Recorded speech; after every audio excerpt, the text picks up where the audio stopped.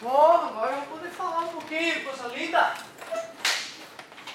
Isso aí, galera. Prazer estar aqui com vocês.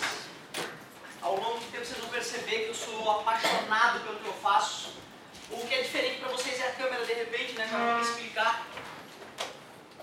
Belo dia 2, é isso? Meu nome, tu pode ir lá no YouTube, né? O famoso YouTube, tu pode procurar pelo meu nome para achar essa tua aula aí. Otávio Ribeiro de Castro.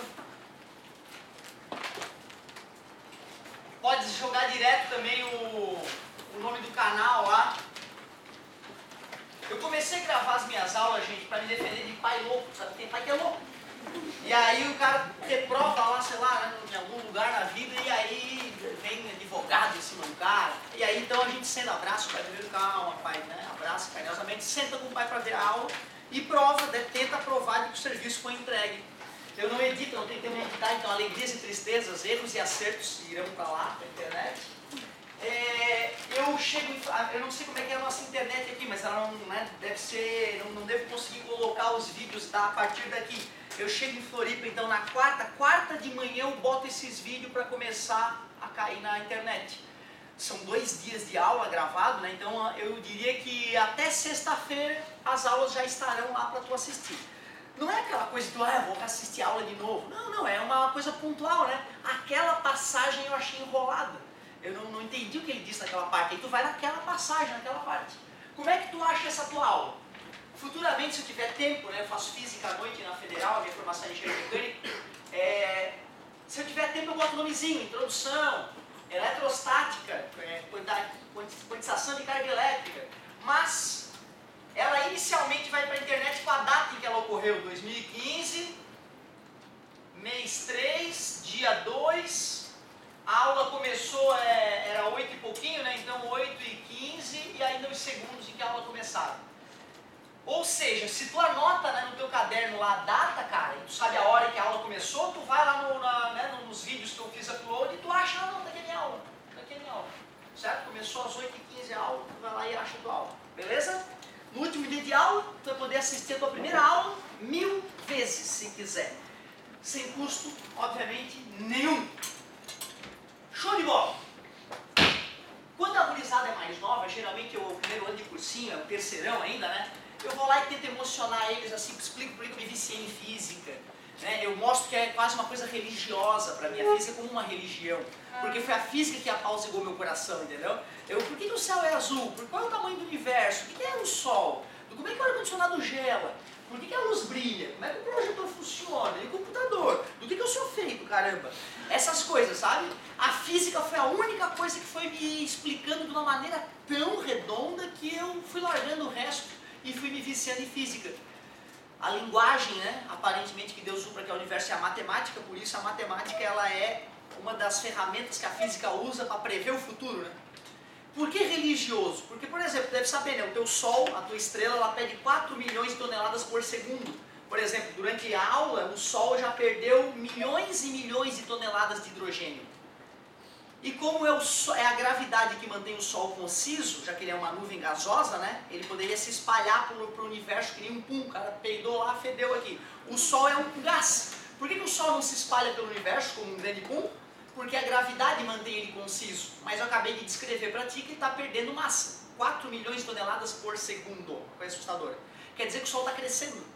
Né? E daqui a 7,6 bilhões de anos ele chegaria onde está a Terra. Mas muito antes disso a Terra vai fritar.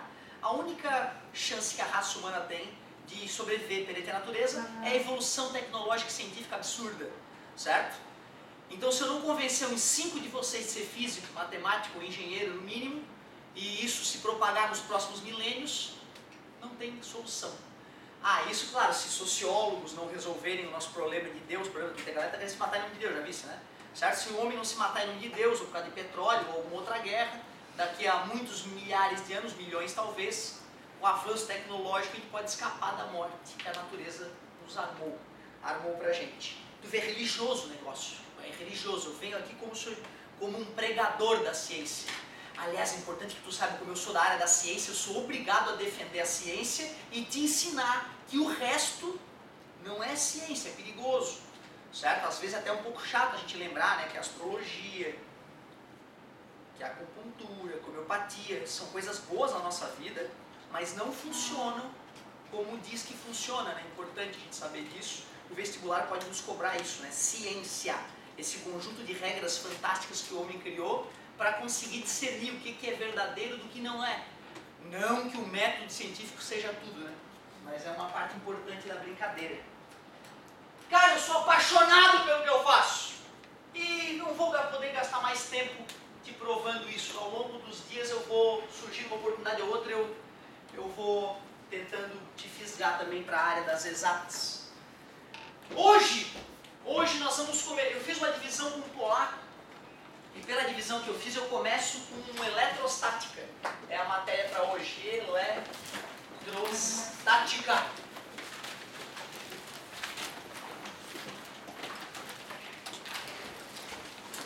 Como o nome diz, né? Eletro lembra eletricidade, lembra carga elétrica, lembra elétron. E estática lembra equilíbrio, repouso, ou movimento retilíneo uniforme, né? Estar em movimento retilíneo uniforme é estar em equilíbrio. Por isso, então, que a eletrostática estuda as cargas elétricas em equilíbrio.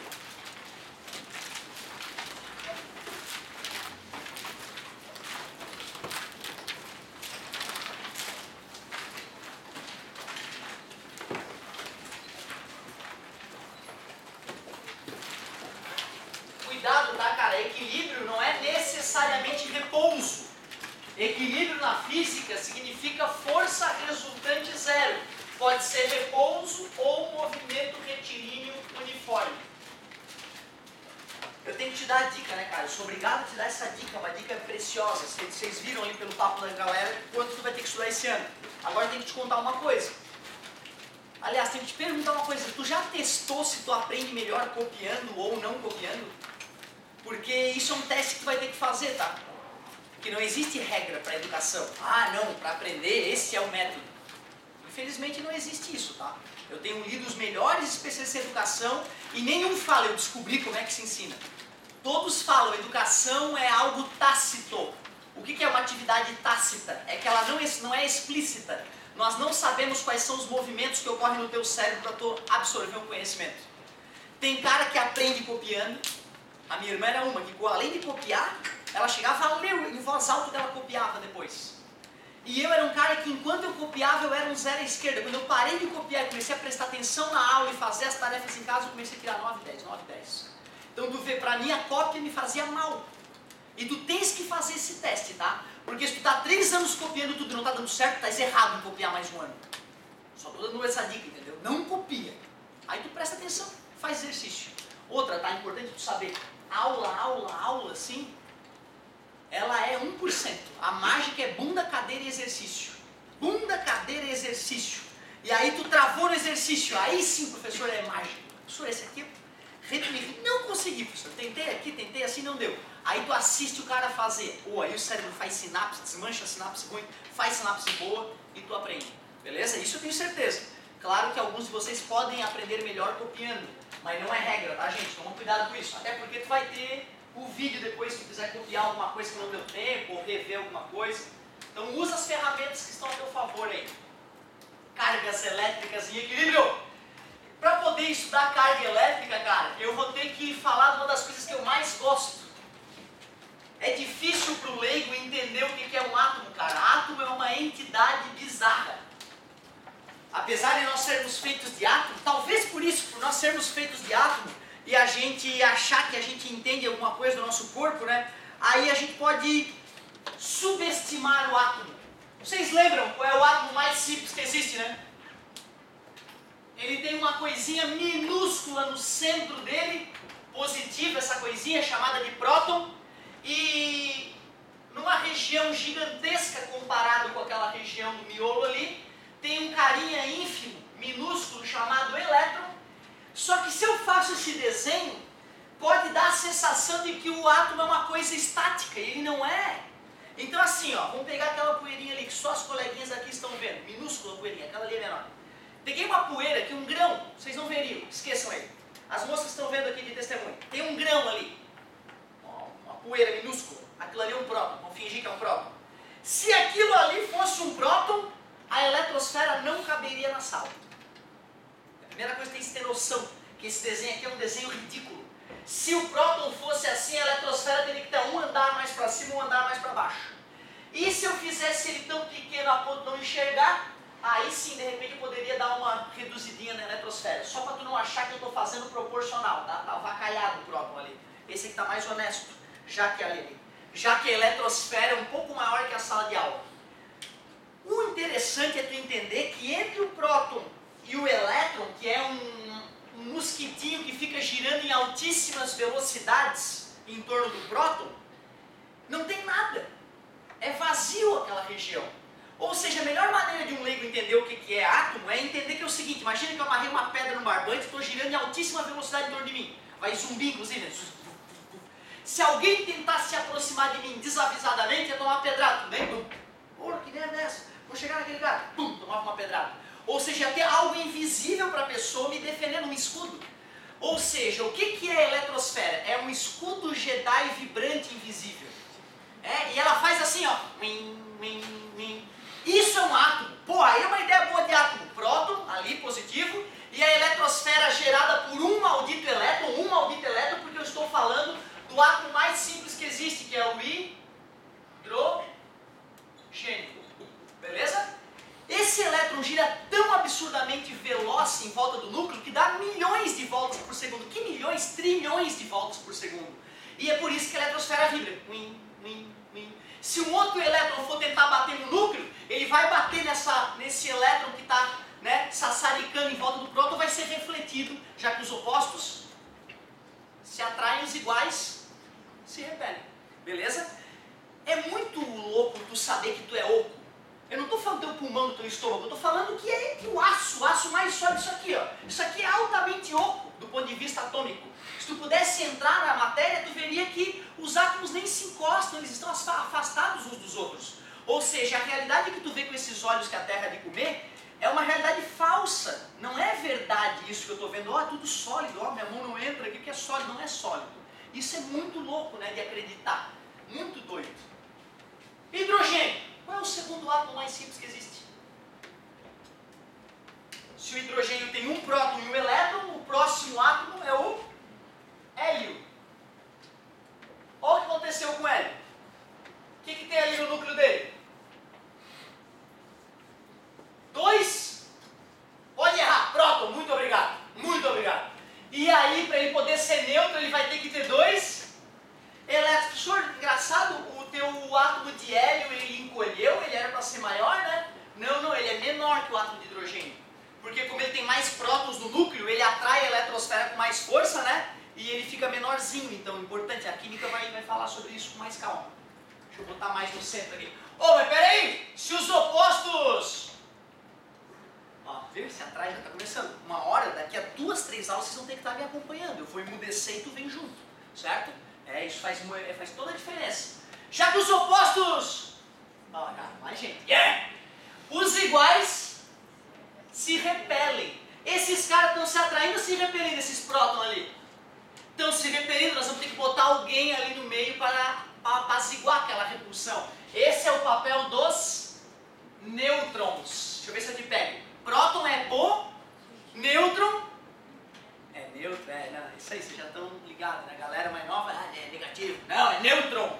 Olha o nome do cara, o cara está aqui gritando que ele é neutro, né? Ali são os elétrons que são negativos. Pô, agora tu imagina um átomo complexo que tem 100 prótons no núcleo e 100 elétrons sassaricantes na eletrosfera, né? Que monstro que ele é, certo? Mas eles são tudo oco, né? Tu vê, essa região toda é um espaço vazio. Eventualmente o elétron pode sassaricar mais próximo do núcleo, sem problema nenhum. Mas é muito louco. Eu estava falando do Sol para vocês, né? Sabia que em latim Sol significa hélio, né? Em latim Sol é hélio. Por causa desse elemento químico aqui, ó, hélio. O Sol, ele é uma estrela, ele é riquíssimo em hélio. Ele tem muito hélio. Esse hélio, então, ele bate em outros átomos de hélio com tamanha violência, já que a temperatura do Sol em algumas regiões são milhões de graus Celsius, que 2 átomos de... Aliás, desculpa. O Sol rico em hidrogênio e hélio. Ele está transformando o hidrogênio hidrogênio em hélio. Vou te explicar razoavelmente como isso está acontecendo. Além do hidrogênio mais comum na natureza, que é esse aqui, ó, que não tem nêutron no núcleo, tá vendo? Tem outros dois tipos de hidrogênio na natureza que são menos comuns, mas também aparecem. Um é o deutério. Por que esse cara aqui continua sendo um hidrogênio? Porque o número atômico dele continua sendo 1, né? Ele tem um próton no núcleo, lembra disso? Esse cara aqui é o famoso trítio. Vamos fingir que eles têm o mesmo tamanho. Esses dois caras estão no interior do Sol a altíssimas temperaturas. Lembra da eletrosfera? Aquele saculejar da eletrosfera é a temperatura do átomo, um átomo frio. Aí começou a esquentar. Quanto maior a temperatura, maior a vibração da eletrosfera. E aí por isso que o átomo cresce quando é aquecido, né? Aí vem o estudo de dilatação térmica, aquela história toda. Bom, esses caras então, vibrantes, altas velocidades, alta temperatura no interior do Sol, ratapá, batem. Mas bate com tanta força que a própria eletrosfera, que deveria repelir a eletrosfera, né? Já que os iguais se repelem, ela não resiste ao tamanho da pancada. A eletrosfera acaba se rompendo e ocorre uma fusão nuclear. Olha o nome, como o nome é honesto, fusão nuclear. Isso aqui não é núcleo? Núcleo, né? Fusão nuclear quer dizer que os dois núcleos se juntam, formando um átomo de hélio. Agora dá uma olhada, cara, vê se não tem alguma coisa errada aí, esse deutério e esse trítio, que são átomos de hidrogênio, se transformando num átomo de hélio. Reclama de alguma coisa aí, tem alguma coisa errada aqui. Tá errado? Alguém enxerga o que está faltando aí? Obrigado, amigo! Vai sobrar um nêutron. Esse nêutron vai ser expelido na forma de radiações. Para quem não sabe, o Sol emite desde ondas de rádio até raios gama. O Sol é uma bomba atômica explodindo na nossa cara. É importante que tu saiba disso. Fica tranquilo, a magnetosfera, né, e a própria atmosfera terrestre dá uma filtradinha nessa bomba atômica, mas está explodindo na nossa cara, certo? 150 milhões de quilômetros, claro, dá uma aliviada na brincadeira. Mas é importante saber disso, né? O Sol é uma bomba atômica. Peraí, nêutron não tem massa na química? Tem massa, né? Se essa partícula vai ter que ser expelida do Sol para a reação nuclear acontecer, a única justificativa é que o Sol vai ter que perder massa. E aí dá aqueles 4 milhões de toneladas por segundo aproximadamente que eu comentei contigo, certo? É isso uma das formas de liberar energia que está rolando no Sol. Bacana, né? Discutimos algo que aparece no vestibular, que depois vai ser tratado com mais profundidade em química e até física, e que dá uma ideia do átomo. Peraí, aí tem o hidrogênio, o hélio, aí tem o terceiro átomo, né, o lítio. Aí depois tem o quarto átomo, o berílio, e assim vai. Se eu estou te falando que o hidrogênio se transforma em hélio nas estrelas, o que a gente pode concluir do resto da tabela periódica? Para quem vê TV a cabo, né, a galera nos últimos anos está falando muito disso, muito disso. Toda a tabela periódica nasce desse mesmo processo no interior das estrelas, certo? O mais bizarro, por exemplo, são átomos maiores, átomos como o ferro que compõe a tua hemoglobina, que faz tu respirar, certo? Esse átomo ele precisa de uma estrela de terceira geração para ser fundido. Então tu vê, tem que ter nascido uma estrela que explodiu ou que morreu de alguma forma, a poeira dessa estrela vai se agregar, já que massa atrai massa, formando uma segunda estrela. Na terceira geração de estrela é que tem chance de formar ferro. Por isso que a galera fala que vocês são feitos de poeira das estrelas, né, que está na moda falar sobre isso, não é uma piada de mau gosto, é fato. E mais um motivo que me encanta com a física, que torna a coisa religiosa, né? Saber, ter a certeza absoluta de que os átomos que compõem teu corpo agora, nesse momento, já fizeram parte de 2 estrelas, pelo menos nos últimos 10 bilhões de anos. Isso é apavorante. O mais louco, né? Os teus pais não receberam essa informação na escola porque não sabia disso ainda. Os últimos anos, os últimos 50 anos de física é que nos permitiu concluir isso. Porra, como é que eu não vou me apaixonar, cara, com uma matéria dessa, bicho? Meu Deus! Falando um pouquinho do átomo, né? Tu percebeu que nesses átomos que eu coloquei aí no quadro, o mesmo número de prótons e o mesmo número de elétrons, né? Um elétron e um próton, estava neutro. Um elétron e um próton, estava neutro. 2 prótons, 2 elétrons, estava neutro.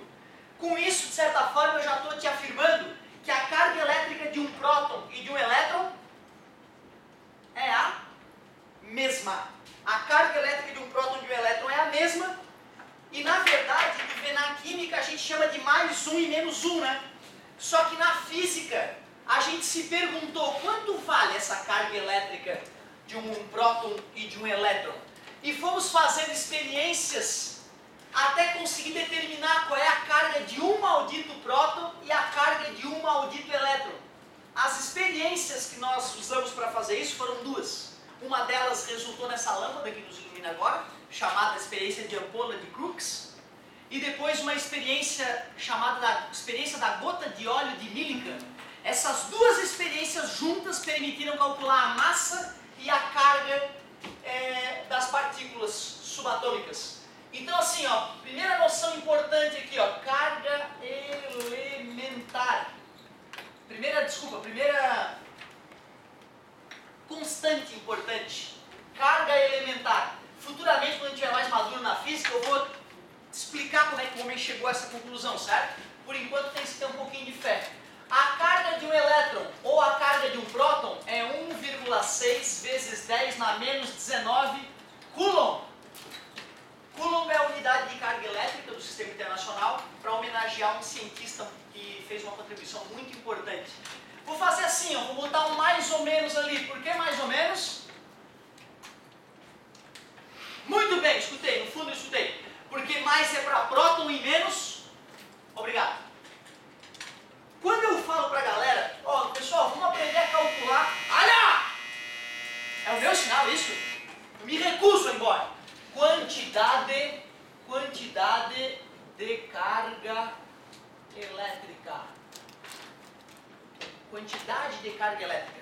Eu geralmente, né, explico para a galera, pô pessoal, calcular a quantidade de carga elétrica é muito simples. Basta tu pegar o número de partículas em excesso que o corpo tem e multiplicar pela carga elementar. O cara que está acostumado com isso, putz, é uma coisa tão tosca isso que o cara nem dá valor. Mas para o leigo pode ser algo confuso. Aí, porque tu nunca viu próton, tu nunca viu elétron. Quando o cérebro trabalha com coisas abstratas, ele trava, ele fica perdido. Agora sim, comprar bala na padaria tu já fez. Pô, e comprar bala na padaria é um fenômeno idiota de se entender matematicamente, né? Como é que se calcula o preço que tu paga pelas balas na padaria? Fala. Tu pega o número de balas, concorda comigo? E multiplica pelo obrigado. Cara, tu vê, calcular a fórmula matemática que determina o preço das balas na padaria é uma fórmula boba. Tu pega o número de balas e multiplica pelo preço. Olha para a fórmula da quantidade de carga elétrica. O que é o N? Número. Número de quê? Número de partículas em excesso, porque se tiver 10 prótons e 10 elétrons, anula, beleza? 12 prótons e 10 elétrons. Ah, tem 2 prótons em excesso, comprasse 2 balas, o N é 2. Beleza? E o que é aquele QE ali mesmo? Aquele QE é a quantidade de carga elementar, é o preço. É o preço. Ou seja, calcular a quantidade de carga elétrica num átomo é igual comprar bala na padaria, meu. É tu pegar o número de coisas que tu comprou e multiplicar pelo preço. Claro, né, se a matemática básica te atrapalhar, na sequência a gente já arruma isso aí. Já vou dar exemplos na sequência para vocês de como é que se calcula a quantidade de carga elétrica. Pergunta vai embora. Agora eu tô indo embora. Agora eu vou liberar. Então, ó, preço é igual. Tu foi comprar bala de 15 centavos, certo? Pegou um punhado e jogou em cima da mesa. A tia vai lá e fala, ah, deu 57 centavos. O que tu fala pra ela? Ia comprar bala de 15 centavos, pegou um punhado e jogou em cima da mesa. Quanto é que deu aqui? Ela fala, 57 centavos. O que tu retruca? Pra não ser educado, né, pra não ser mal educado, tu fala, tu te enganou, querida. Porque é 15 centavos, 15, 45, 60, 57, delírio. Já que eu estou te falando qual é o valor da carga elementar, eu posso dizer que um corpo pode adquirir qualquer quantidade de carga? Assim como o preço das balas pode dar qualquer valor? Não, né? A quantidade de carga elétrica do corpo tem que ser um valor múltiplo daquela carga elementar, né? 3 vezes aquilo, 5 vezes aquilo, 1.253 vezes aquilo. Mas não pode ter número com vírgula, né? Não posso cortar um elétron ao meio e dividir, né? Certo? Então, quantidade de carga elétrica vai ser sempre um valor múltiplo da carga elétrica elementar. Depois a gente continua a partir daqui. Muito obrigado pela paciência e pela atenção. E até daqui a pouco.